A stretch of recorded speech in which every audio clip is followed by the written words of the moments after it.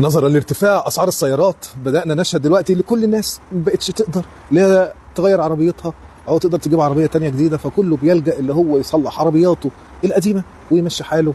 هندسه، ازيك يا استاذ احمد، عامل ايه اخبارك؟ ايه رايك نشتري عربيات جديده ولا نصلح القديم؟ بص يا استاذ احمد، دلوقتي احنا برضه سلاح ذو حدين. لو نشتري جديد زيرو فانت روح اشتري، ماليش علاقه بيك. اشتري مستعمل، افحص كويس وافحص بطريقه منضبطه ومحترمه، عشان دلوقتي المشاكل بقت كتير قوي في السوق. تمام. والفحص ما يبقاش كمان قوايم وحوض وشنطه، بنتكلم كمان في المحركات.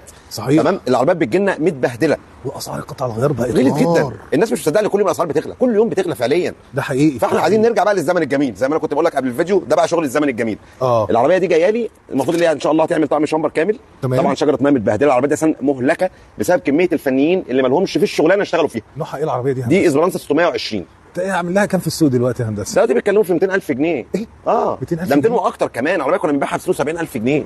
انا كنت راكب العربيه دي على فكره سنتين. كنت راكب منها عربيه زيرو بقى. حلوه جميله. عفشتها بص، هي عربيتي كلها تحفه ما عدا الفتيس. العربيه تقيله على الفتيس، فتيس 4 غيار على ورق زي فتيس قديم كده، شغل قديم شويه. فهو مش مستحمل وزن العربيه بالكوليستيبل الموتور، وكمان المكنه 2000 سي سي.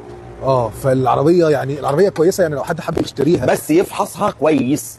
العربيه دي الغلطه فيها بفلوس كتير. طب انت بتعمر ايه خلاك تراجع الضفيره؟ بص، ما هو ده بقى من ضمن الاسباب. مشاكلنا الايام ده كلها في 620 هي كهرباء.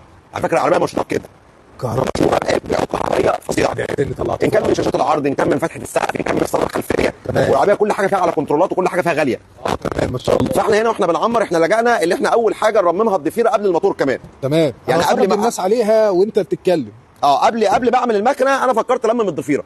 عشان هي اللي هتنجح لي شغل المكنه كله، عشان ما تدخش بعد ما تخلص. بالظبط كده، وترجع تقفل وترجع تحل تاني. انا لو ركبت موتور جديد على ضفيره متبهدله زي دي، تمام، هتخرب لي كل اللي انا عملته.